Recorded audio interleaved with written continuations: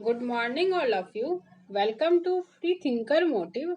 आज के इस वीडियो में हम पॉलिटी के राज्यसभा चैप्टर से प्रीवियस ईयर में जो क्वेश्चन पूछे गए हैं उन क्वेश्चनों को देखेंगे। क्वेश्चन है, राज्यसभा की निश्चित सदस्य संख्या क्या है? ऑप्शन ए है 220, ऑप्शन बी है 230, ऑप्शन सी है 210, ऑप्शन डी है 250। इसका राइट आंसर होगा ऑप्शन डी 250। राज्यसभा की निश्चित अधिकतम संख्या 250 है, जिसमें राज्यों, संघीय क्षेत्रों से 238 से अनागृत सदस्य और राष्ट्रपति द्वारा साहित्य, विज्ञान, कला और समाज सेवा के क्षेत्र से मनोनीत 12 सदस्य हो सकते हैं। वर्तमान में राज्यसभा में कुल 245 सदस्य हैं, जिसमें से 225 सदस्य राज्य विधानसभाओं के सदस्यों द्वारा एवं 8 संघीय क्षेत्रों, 3 दिल्ली से, 1 पुडुचेरी से, 4 जम्मू एवं कश्मीर से एकल संक्रमण मत पद्धति से निर्वाचित होते हैं, जबकि 12 सदस्य राष्ट्रपति द्वारा मनोनीत किए जाते हैं। नेक्स्ट क्वेश्चन है, राज्यसभा में होते हैं।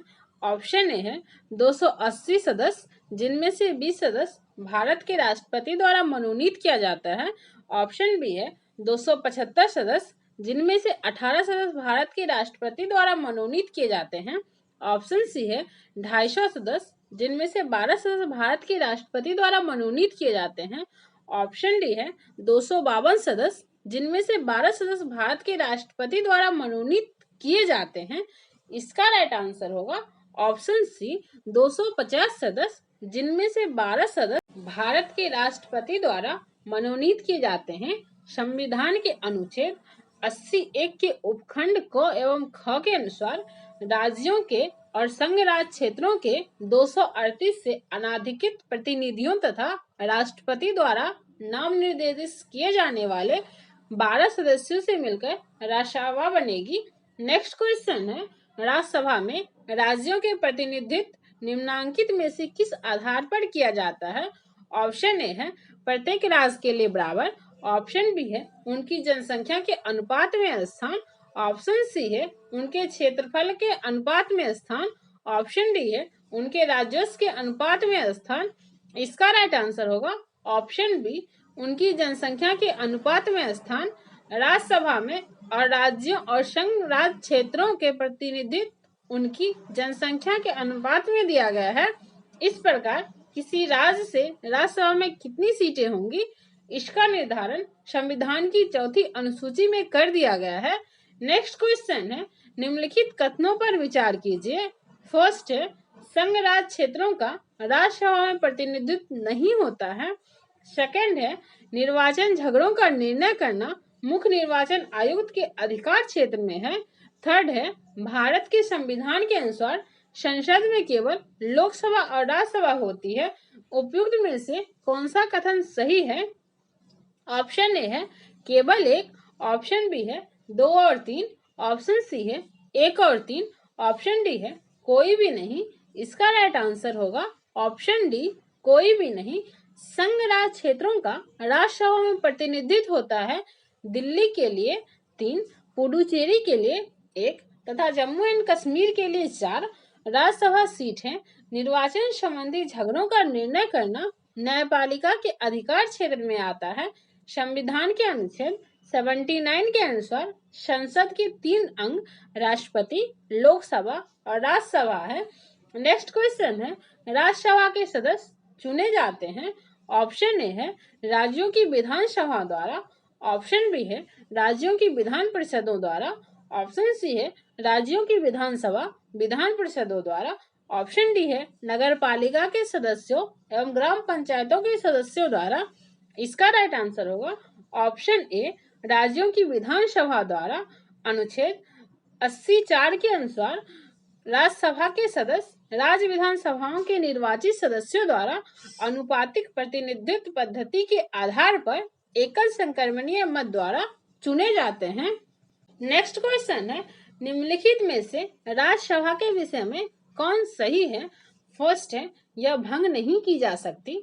सेकंड है, इसका कार्यकाल 5 वर्ष का होता है। थर्ड है, प्रत्येक 2 वर्ष के बाद इसके 1/3 सदस्यों का कार्यकाल समाप्त हो जाता है। फोर्थ है, इसके सदस्य 25 वर्ष से कम आयु के नहीं होंगे। नीचे दिए कूट से सही उत्तर का चयन कीजिए। ऑप्शन ए है 1, 2 और 3, ऑप्शन बी है 2, 3 और 4, ऑप्शन सी है 1 और 3, ऑप्शन डी है 2 और 4। इसका राइट आंसर होगा ऑप्शन सी 1 और 3। राज्यसभा एक अस्थायी सदन है, इसे भंग नहीं किया जा सकता। इसके सदस्यों का कार्यकाल 6 वर्ष का होता है। प्रत्येक 2 वर्ष बाद इसके 1/3 सदस्यों का कार्यकाल समाप्त हो जाता है। इसके सदस्यों की आयु कम से कम 30 वर्ष होनी चाहिए। नेक्स्ट क्वेश्चन है, नीचे दिए कथन दिए गए हैं, एक को अभिकथन ए तथा दूसरे को कारण आर कहा गया है। अब ये है राज्यसभा का विघटन नहीं होता। कारण आर है उसके 1/3 सदस्य हर दूसरे वर्ष सेवानिवृत्त हो जाते हैं। नीचे दिए कूट से सही उत्तर चुनिए। ऑप्शन ए है ए और आर दोनों सही है, आर ए की सही व्याख्या करता है। ऑप्शन बी है ए और आर दोनों सही है परंतु आर ए की सही व्याख्या नहीं करता है। ऑप्शन सी है ए सही है परंतु आर गलत है। ऑप्शन डी है ए गलत है किंतु आर सही है। इसका राइट आंसर होगा ऑप्शन ए और आर दोनों सही है और आर ए की सही व्याख्या करता है। नेक्स्ट क्वेश्चन है, राज्यसभा के सदस्य का कार्यकाल कितने वर्ष का होता है?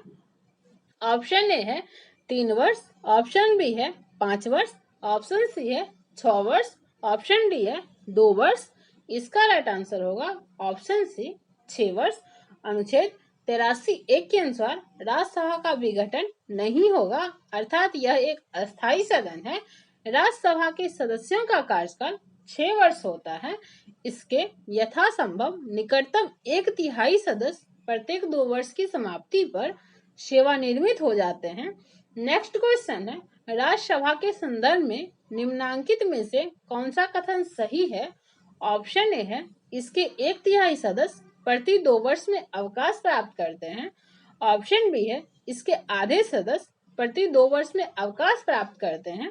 ऑप्शन सी है इसके आधे सदस्य प्रति 3 वर्ष में अवकाश प्राप्त करते हैं। ऑप्शन डी है इसके 1/3 सदस्य प्रति 3 वर्ष में अवकाश प्राप्त करते हैं। इसका राइट आंसर होगा ऑप्शन ए इसके 1/3 सदस्य प्रति 2 वर्ष में अवकाश प्राप्त करते हैं। नेक्स्ट क्वेश्चन है, राज्यसभा के सदस्य चुने जाते हैं।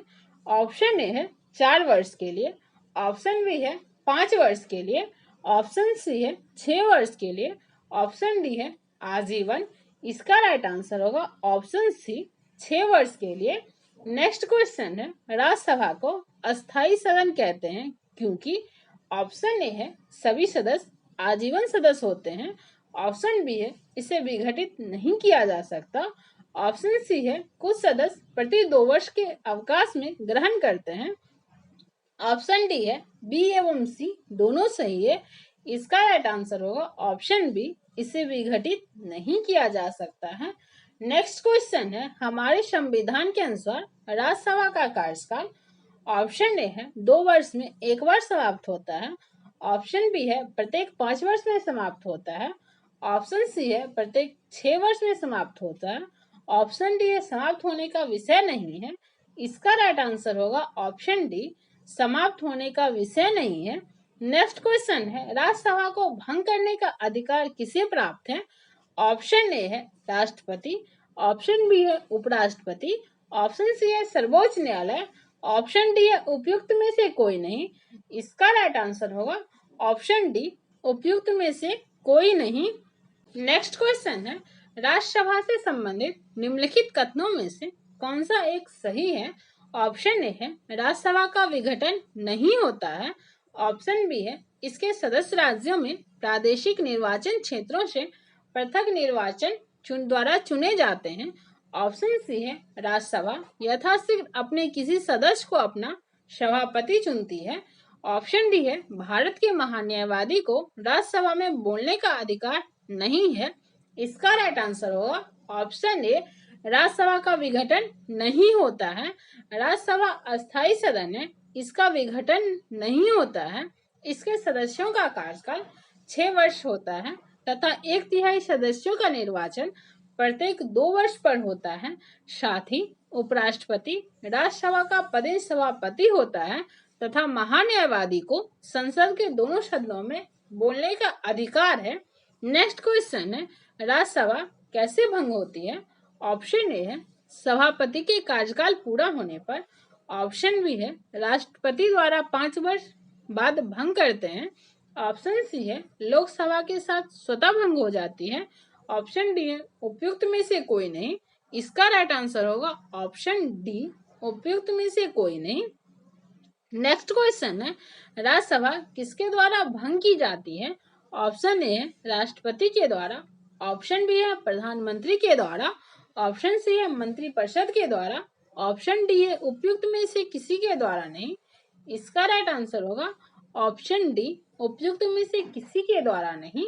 राज्यसभा के सभापति के द्वारा भंग की जाती है। नेक्स्ट क्वेश्चन है, राष्ट्रपति द्वारा राज्यसभा में कितने व्यक्ति मनोनीत किए जाते हैं? ऑप्शन ए है 10। ऑप्शन बी है 15। ऑप्शन सी है 12। ऑप्शन डी है 20। इसका राइट आंसर होगा ऑप्शन सी 12।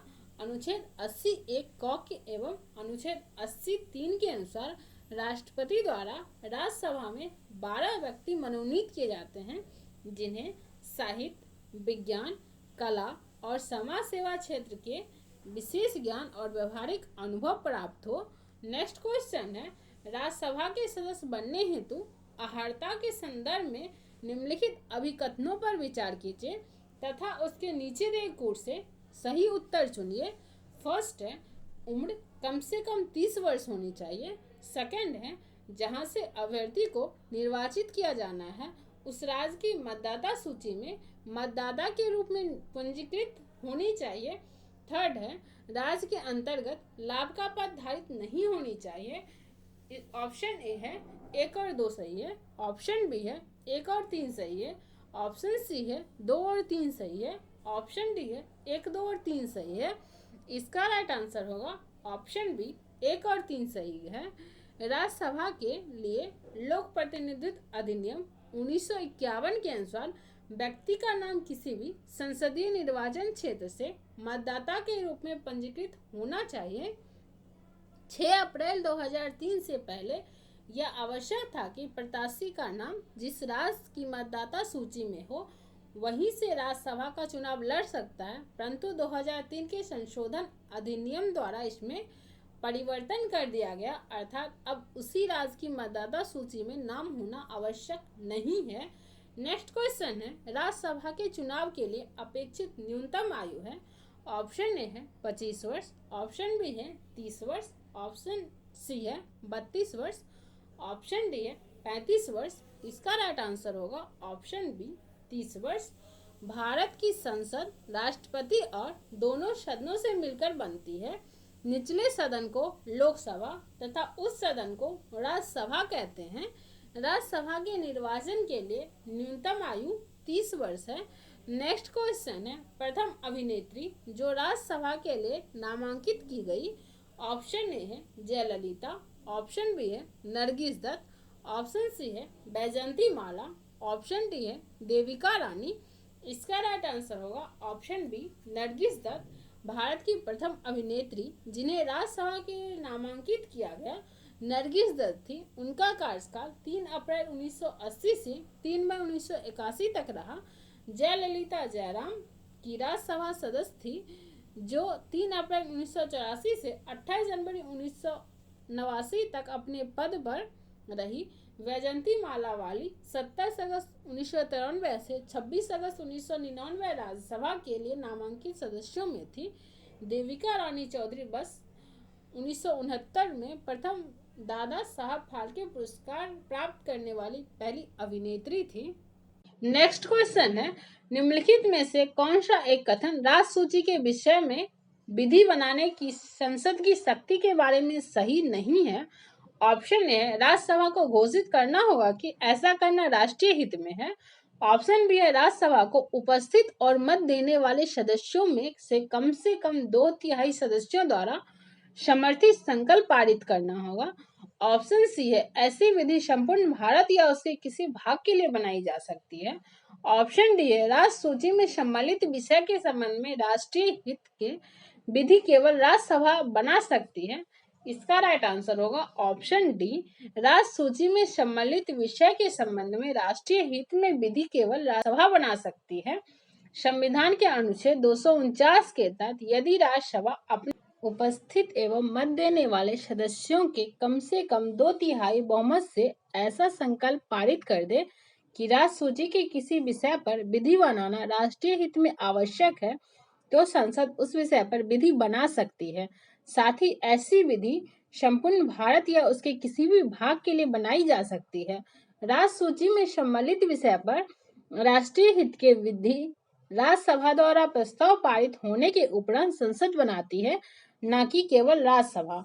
नेक्स्ट क्वेश्चन है, राष्ट्रीय हित में भारत की संसद राज्य सूची के किसी भी विषय पर विधिक शक्ति प्राप्त कर लेती है यदि इसके लिए एक संकल्प ऑप्शन ए है लोकसभा द्वारा अपनी संपूर्ण सदस्यता के साधारण बहुमत से पारित कर लिया जाए, ऑप्शन बी है लोकसभा द्वारा अपनी संपूर्ण सदस्य संख्या के कम से कम 2/3 बहुमत से पारित कर लिया जाए, ऑप्शन सी है राज्यसभा द्वारा अपनी संपूर्ण सदस्यता के साधारण बहुमत से पारित कर लिया जाए, ऑप्शन डी है राज्यसभा द्वारा अपने उपस्थित एवं मत देने वाले सदस्यों के कम से कम 2/3 बहुमत से पारित कर लिया जाए। इसका राइट आंसर होगा ऑप्शन डी, राज्यसभा द्वारा अपने उपस्थित एवं मत देने वाले सदस्यों के कम से कम 2/3 बहुमत से पारित कर लिया जाए।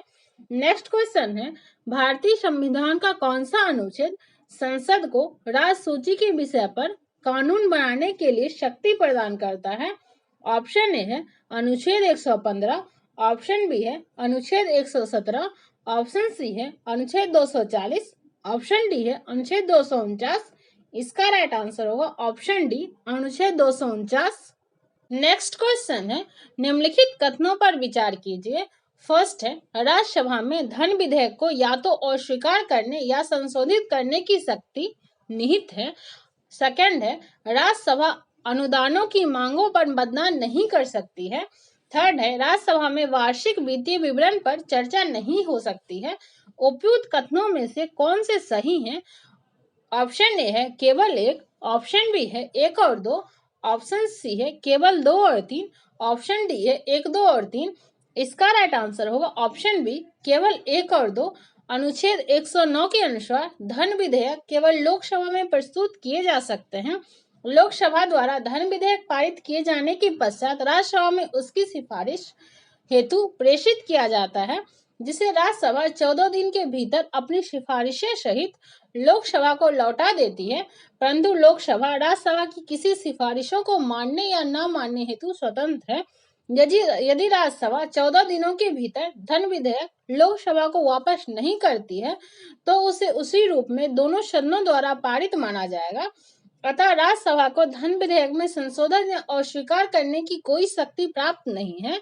अनुच्छेद 113(2) के अनुसार अनुदान मांगे लोकसभा में रखी जाएगी तथा उसे ही उस पर मतदान का अधिकार होता है। अनुच्छेद 112 के अनुसार वार्षिक वित्तीय विवरण राष्ट्रपति द्वारा प्रत्येक वित्तीय वर्ष के संबंध में दोनों सदनों के समक्ष प्रस्तुत भारत सरकार की प्राप्तियों एवं व्यय का विवरण होता है, जिस पर दोनों सदनों में साधारण चर्चा होती है। नेक्स्ट क्वेश्चन है, निम्नलिखित कथनों पर विचार कीजिए। कथन ए है किसी धन विधेयक के लोकसभा द्वारा पारित किए जाने और राज्यसभा को पारित किए जाने के बाद राज्यसभा की सिफारिशें लोकसभा द्वारा सिफारिशों की प्राप्ति के 14 दिन के अंदर अनिवार्यता स्वीकार की जानी होती है और तत्पश्चात उन्हें विधेयक में अंगीकृत किया जाना होता है। कारण है धन विधेयक राज्यसभा में पेश नहीं किया जा सकता। नीचे दिए कूट से सही उत्तर चुनिए। ऑप्शन ए है ए तथा आर दोनों सही है और ए का सही स्पष्टीकरण आर है। ऑप्शन बी है ए तथा आर दोनों सही है किंतु ए का सही स्पष्टीकरण आर नहीं है। ऑप्शन सी है ए सही है किंतु आर गलत है। ऑप्शन डी है ए गलत है किंतु आर सही है। इसका राइट आंसर होगा ऑप्शन डी, ए गलत है किंतु आर सही है। नेक्स्ट क्वेश्चन है, निम्नलिखित में से कौन सा विधेयक राज्यसभा में प्रथम बार प्रस्तावित नहीं किया जा सकता? ऑप्शन ए है साधारण विधेयक, ऑप्शन बी है संवैधानिक संशोधन विधेयक, ऑप्शन सी है राज्य पुनर्गठन विधेयक, ऑप्शन डी है धन विधेयक। इसका राइट आंसर होगा ऑप्शन डी धन विधेयक। नेक्स्ट क्वेश्चन है राज्यसभा किसी धन विधेयक में सारभूत संशोधन करती है तो तत्पश्चात क्या होगा?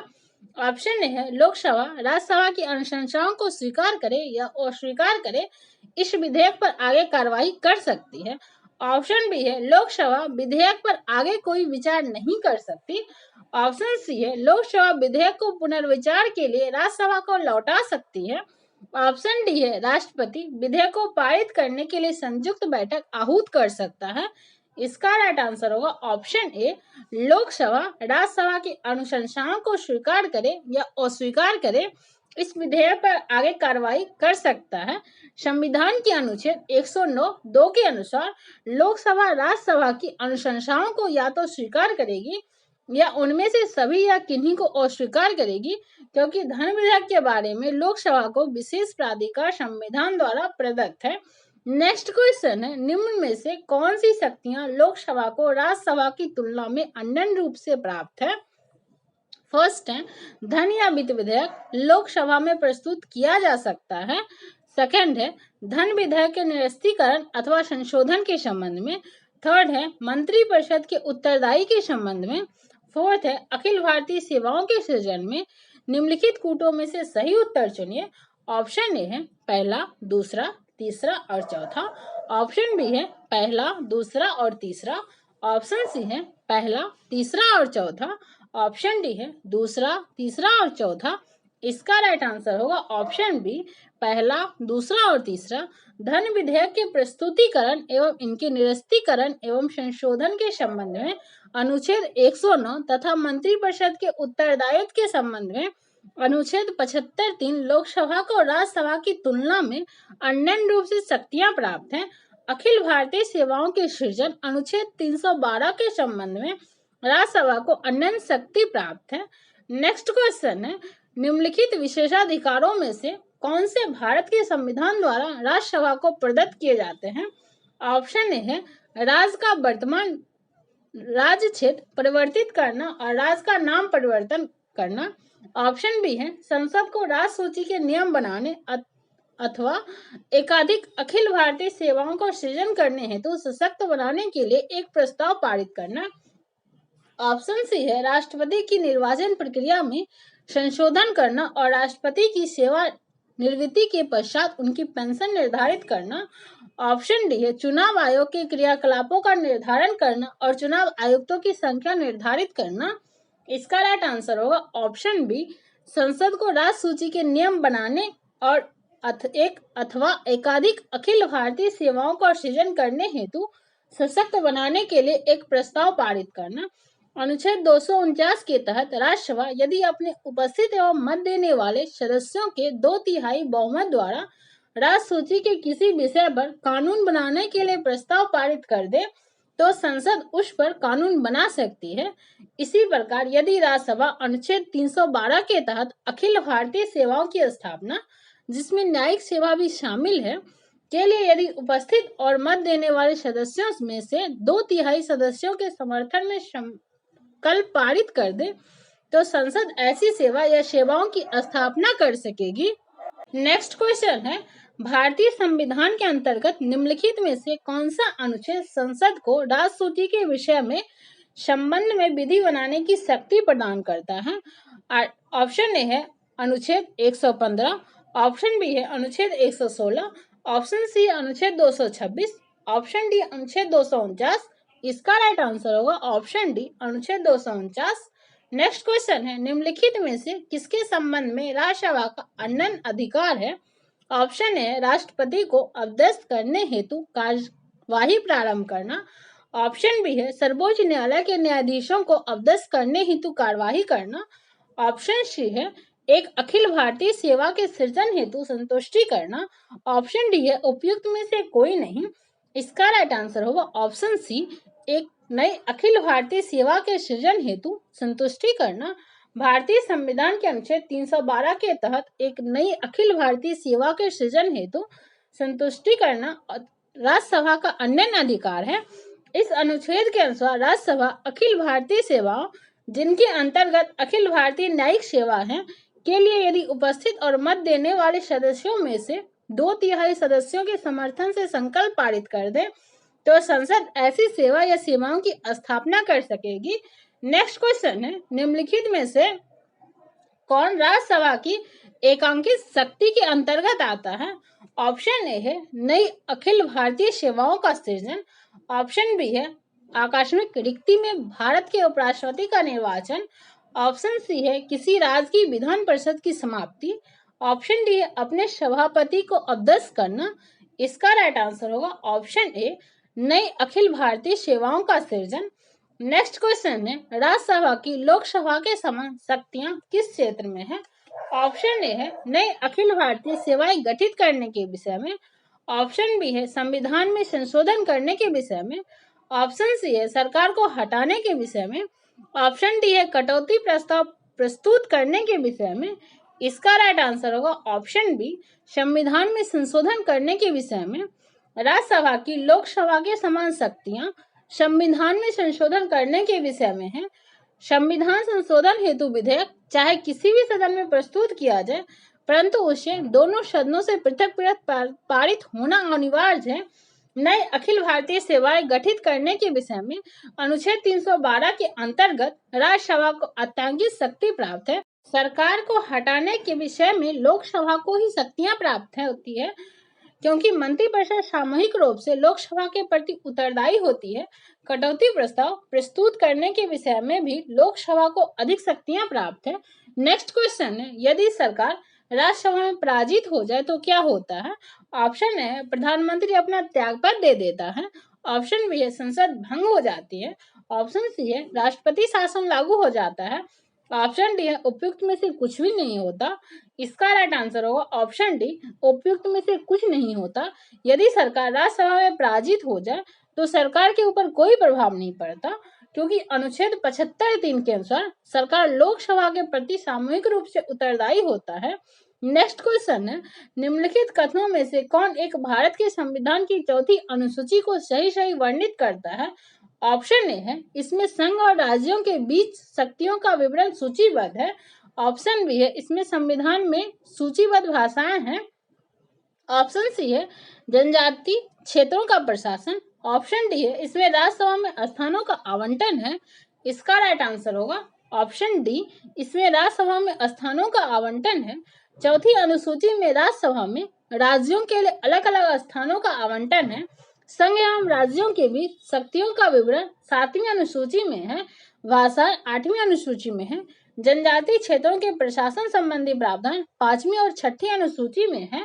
नेक्स्ट क्वेश्चन है, निम्नलिखित राज्य युग्मों में से किससे राज्यसभा में समान प्रतिनिधित्व प्राप्त है? ऑप्शन ए है आंध्र प्रदेश और महाराष्ट्र, ऑप्शन बी है आंध्र प्रदेश और तमिलनाडु, ऑप्शन सी है गुजरात और राजस्थान, ऑप्शन डी है महाराष्ट्र और तमिलनाडु। इसका राइट आंसर होगा आंध्र प्रदेश और तमिलनाडु को राज्यसभा में समान प्रतिनिधित्व प्राप्त था। वर्तमान में आंध्र प्रदेश के विभाजन के उपरांत आंध्र प्रदेश में राज्यसभा की 11 सीटें तथा तेलंगाना में 60 सीटें हैं, जबकि तमिलनाडु में 18 सीटें हैं। इसी प्रकार महाराष्ट्र में 19, गुजरात में 11 एवं राजस्थान में 10 राज्यसभा सीटें हैं। वर्तमान में राज्यसभा में समान प्रतिनिधित्व वाले राज्यों संघ राज्य क्षेत्रों के समूह हैं। आंध्र प्रदेश, गुजरात और मध्य प्रदेश में 11 सीटें हैं, उड़ीसा एवं राजस्थान में 10 सीटें हैं, बिहार एवं पश्चिम बंगाल में 16 सीटें हैं, छत्तीसगढ़ एवं हरियाणा में 5 सीटें हैं, पंजाब, असम एवं तेलंगाना में 7 सीटें हैं, उत्तराखंड, हिमाचल प्रदेश एवं एनसीटी दिल्ली में 3 सीटें हैं और अरुणाचल प्रदेश, गोवा, मणिपुर, मेघालय, मिजोरम, नागालैंड, सिक्किम, त्रिपुरा, पुडुचेरी, इन सभी प्रत्येक में एक ही सीटें हैं। नेक्स्ट क्वेश्चन है, राज्यसभा में उत्तर प्रदेश को आवंटित स्थान निम्न में से किन राज्यों को आवंटित स्थानों का योग है? ऑप्शन ए है आंध्र प्रदेश और मध्य प्रदेश, ऑप्शन बी है आंध्र प्रदेश और तमिलनाडु, ऑप्शन सी है बिहार और गुजरात, ऑप्शन डी है महाराष्ट्र तथा मध्य प्रदेश। दिए गए राज्यों में राज्यसभा की सीटें इस प्रकार हैं, आंध्र प्रदेश में 11 सीटें हैं, मध्य प्रदेश में 11 सीटें हैं, तमिलनाडु में 18 सीटें हैं, बिहार में 16, गुजरात में 11, महाराष्ट्र में 19, उत्तर प्रदेश में 31, पश्चिम बंगाल में 16, कर्नाटक में 12। इस प्रकार उत्तर प्रदेश 34 सीट से उत्तराखंड बन जाने के कारण उत्तर प्रदेश में राज्यसभा में सीटों की संख्या अब 31 है। मध्य प्रदेश से छत्तीसगढ़ बन जाने से सीटों की संख्या यहाँ घटकर 16 से 11 रह गई है। बिहार 22 सीटों से झारखंड बन जाने के कारण यहाँ सीटों की संख्या घटकर 16 रह गई है। तेलंगाना बनने के बाद आंध्र प्रदेश में 11 सीटें तथा तेलंगाना में 7 सीटें हैं। चूंकि यह प्रश्न 2000 का है, इसलिए उस समय उत्तर प्रदेश में राज्यसभा की सीटें 34 थी, जो तत्कालीन आंध्र प्रदेश की 18 और मध्य प्रदेश छत्तीसगढ़ के गठन के पूर्व की स्थिति के अनुसार की 16 सीटों के योग के बराबर थी। नेक्स्ट क्वेश्चन है, नीचे दिए गए कुछ राज्यों तथा राज्यसभा में उन्हें आवंटित सदस्य संख्या की सूची दी गई है, उनमें कौन सुमेलित नहीं है? ऑप्शन ए है मध्य प्रदेश 16, ऑप्शन बी है महाराष्ट्र 19, ऑप्शन सी है तमिलनाडु 18, ऑप्शन डी है पश्चिम बंगाल 16। इसका राइट आंसर होगा option A Madhya Pradesh 16। Next question है, सूची फर्स्ट को सूची सेकंड से सुमेलित कीजिए तथा नीचे दिए कूट से सही उत्तर का चयन कीजिए। सूची फर्स्ट में राज्य दिया है, सूची सेकंड में राज्यसभा में स्थान दिया है। ए है आंध्र प्रदेश, बी है महाराष्ट्र, सी है कर्नाटक, डी है पश्चिम बंगाल। इसका राइट आंसर होगा आंध्र प्रदेश में राज्यसभा की 11 सीटें हैं, महाराष्ट्र में 19 हैं, कर्नाटक में 12 हैं और पश्चिम बंगाल में 16 सीटें हैं। नेक्स्ट क्वेश्चन है, सूची फर्स्ट को सूची सेकंड से सुमेलित कीजिए तथा सूचियों के नीचे दिए गए कूट से सही उत्तर का चयन कीजिए। सूची फर्स्ट में राज्य दिया है, सूची सेकंड में राज्यसभा के जो प्रतिनिधित्व है वो दिया है। ऑप्शन ए है राजस्थान, बी है गुजरात, सी है कर्नाटक, डी है पंजाब। इसका राइट आंसर होगा ऑप्शन ए का फर्स्ट, बी का थर्ड, सी का फोर्थ, डी का सेकंड। राजस्थान में 10 सीटें हैं, गुजरात में 11 सीटें हैं, कर्नाटक में 12 सीटें हैं और पंजाब में राज्यसभा की 7 सीटें हैं। नेक्स्ट क्वेश्चन है, सूची फर्स्ट को सूची सेकंड के साथ सुमेलित कीजिए तथा नीचे दिए कूट से सही उत्तर चुनिए। सूची फर्स्ट में राज्य दिया है, सूची सेकंड में राज्यसभा के सदस्यों की संख्या दिया है। ए है गुजरात, बी है कर्नाटक, सी है केरल, डी है उड़ीसा। इसका राइट आंसर होगा ऑप्शन सी, ए का सेकंड, बी का थर्ड, सी का फर्स्ट, डी का फोर्थ। गुजरात में राज्यसभा के सदस्यों की संख्या 11 है, कर्नाटक में 12 है, केरल में 9 है और उड़ीसा में 10 है। नेक्स्ट क्वेश्चन है, निम्नलिखित में से कौन सा सही सुमेलित नहीं है? ऑप्शन ए है आंध्र प्रदेश 18, ऑप्शन बी है उड़ीसा 10, ऑप्शन सी है तमिलनाडु 18, ऑप्शन डी है महाराष्ट्र 19। इसका राइट आंसर होगा ऑप्शन ए आंध्र प्रदेश 18। अविभाजित आंध्र प्रदेश में राज्यसभा की सीटों की संख्या 18 थी, लेकिन आंध्र प्रदेश के विभाजन के पश्चात राज्यसभा में उसके लिए निर्धारित सीटों की संख्या 11 रह गई है तथा शेष 7 सीटें तेलंगाना को प्राप्त हुई है। नेक्स्ट क्वेश्चन है, निम्नलिखित में से किस राज्य से राज्यसभा के लिए निर्वाचित सदस्यों की संख्या सबसे कम है? ऑप्शन ए है छत्तीसगढ़, ऑप्शन बी है हिमाचल प्रदेश, ऑप्शन सी है झारखंड, ऑप्शन डी है जम्मू कश्मीर। इसका राइट आंसर होगा ऑप्शन बी हिमाचल प्रदेश। संघ राज्य क्षेत्रों से राज्यसभा के लिए निर्वाचित होने वाले सदस्यों की संख्या इस प्रकार है, छत्तीसगढ़ में 5, हिमाचल प्रदेश में 3, झारखंड में 6 एवं जम्मू कश्मीर में 4। नेक्स्ट क्वेश्चन है, संघीय क्षेत्रों का प्रतिनिधित्व प्राप्त है। ऑप्शन ए है लोकसभा में, ऑप्शन बी है राज्यसभा में, ऑप्शन सी है संसद के दोनों सदनों में, ऑप्शन डी है उपरोक्त में से कोई नहीं। इसका राइट आंसर होगा ऑप्शन सी, संसद के दोनों सदनों में। संसद के दोनों सदनों में संघीय क्षेत्रों को प्रतिनिधित्व प्राप्त है। राज्यसभा के सदस्यों की अधिकतम संख्या 250 है। संघ राज्य क्षेत्र दिल्ली 3, पुडुचेरी 1 तथा जम्मू कश्मीर 4 को राज्यसभा में प्रतिनिधित्व प्राप्त है। शेष संघीय क्षेत्रों को इसमें प्रतिनिधित्व नहीं प्राप्त है। लोकसभा में अधिकतम 20 सदस्य संघ राज्य क्षेत्रों को प्रतिनिधित्व कर सकते हैं। नेक्स्ट क्वेश्चन है, निम्नलिखित कथनों पर विचार कीजिए। फर्स्ट है, राज्यसभा का सभापति तथा उपसभापति उस सदन के सदस्य नहीं होते हैं।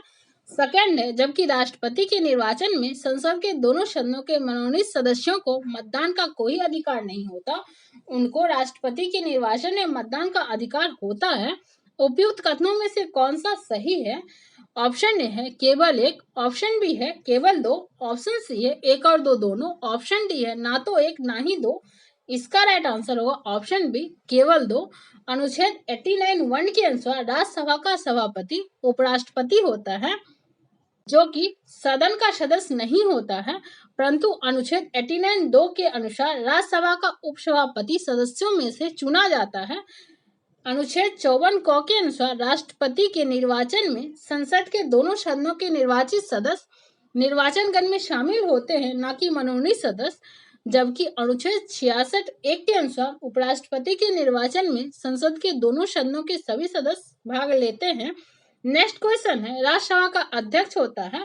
ऑप्शन ए है राष्ट्रपति द्वारा नियुक्त किया जाता है, ऑप्शन बी है संसद द्वारा चयनित होता है, ऑप्शन सी है उपराष्ट्रपति पदेन अध्यक्ष होता है, ऑप्शन डी है राज्य परिषद के सदस्यों द्वारा चुना जाता है। इसका राइट आंसर होगा ऑप्शन सी उपराष्ट्रपति पदेन अध्यक्ष होता है। संविधान के अनुच्छेद 89(1) में यह उल्लेखित है कि भारत का उपराष्ट्रपति राज्यसभा का पदेन सभापति होगा। अनुच्छेद 66(1) के तहत उपराष्ट्रपति का निर्वाचन संसद के दोनों सदनों राज्यसभा एवं लोकसभा के सदस्यों को मिलाकर बनने वाले निर्वाचक मंडल द्वारा किया जाता है। नेक्स्ट क्वेश्चन है, किस सभा का अध्यक्ष उसका सदस्य नहीं होता है? ऑप्शन ए है राज्यसभा, ऑप्शन बी है लोकसभा, ऑप्शन सी है विधानसभा, ऑप्शन डी है विधान परिषद। इसका राइट आंसर होगा ऑप्शन ए राज्यसभा। राज्यसभा का पदेन सभापति उपराष्ट्रपति होता है और वह राज्यसभा का सदस्य नहीं होता है, परंतु उसका निर्वाचन संसद के दोनों सदनों के सदस्यों द्वारा होता है। संविधान के अनुच्छेद 89(1) एवं अनुच्छेद 64 के अनुसार वह राज्यसभा का पदेन सभापति होता है। नेक्स्ट क्वेश्चन है, राज्यसभा का पदेन सभापति होता है। ऑप्शन ए है उपराष्ट्रपति, ऑप्शन बी है राष्ट्रपति, ऑप्शन सी है प्रधानमंत्री, ऑप्शन डी है स्पीकर। इसका राइट आंसर होगा ऑप्शन ए उपराष्ट्रपति। नेक्स्ट क्वेश्चन है, निम्नलिखित में से किस एक का सदन का अध्यक्ष एक गैर सदस्य होता है? ऑप्शन ए है लोकसभा, ऑप्शन बी है राज्य विधानसभा, ऑप्शन सी है राज्यसभा, ऑप्शन डी है उपयुक्त में से कोई नहीं। इसका राइट आंसर होगा option C Rajya Sabha. Next question है, निम्न में से कौन राज्यसभा का अध्यक्ष होता है? ऑप्शन ए है प्रधानमंत्री, ऑप्शन बी है भारत के उपराष्ट्रपति, ऑप्शन सी है वह व्यक्ति जो इस पद के लिए चुना जाता है, ऑप्शन डी है भारत के राष्ट्रपति। इसका राइट आंसर होगा ऑप्शन बी भारत के उपराष्ट्रपति। नेक्स्ट क्वेश्चन है, राज्यसभा के चेयरमैन है। ऑप्शन ए है भारत के उपराष्ट्रपति, ऑप्शन बी है उच्चतम न्यायालय के प्रधान न्यायाधीश, ऑप्शन सी है मुख्य चुनाव आयुक्त, ऑप्शन डी है भारत के प्रधानमंत्री। इसका राइट आंसर होगा ऑप्शन ए भारत के उपराष्ट्रपति। नेक्स्ट क्वेश्चन है, राज्यसभा के वर्तमान सभापति हैं। ऑप्शन है मीरा कुमार, ऑप्शन बी है नजमा हेपतुल्ला, ऑप्शन सी है हामिद अंसारी, ऑप्शन डी है प्रतिभा पाटिल। भारतीय संविधान के अनुच्छेद 64 एवं अनुच्छेद 89(1) के अनुसार राष्ट्रपति राज्यसभा के पदेन सभापति होता है। तदनुसार राज्यसभा के वर्तमान सभापति जगदीप धनखड़ हैं। नेक्स्ट क्वेश्चन है, राज्यसभा का सर्वप्रथम गठन किस वर्ष में हुआ था? ऑप्शन है 1950, ऑप्शन बी है 1951, ऑप्शन सी है 1952, ऑप्शन डी है 1953। इसका राइट आंसर होगा ऑप्शन सी 1952। भारतीय संसद दोनों सदनों राज्यसभा एवं लोकसभा का राष्ट्रपति से मिलकर बनी है। राज्यसभा का एक अस्थायी सदन है। इसके सदस्यों की संख्या 250 से अधिक नहीं हो सकती है।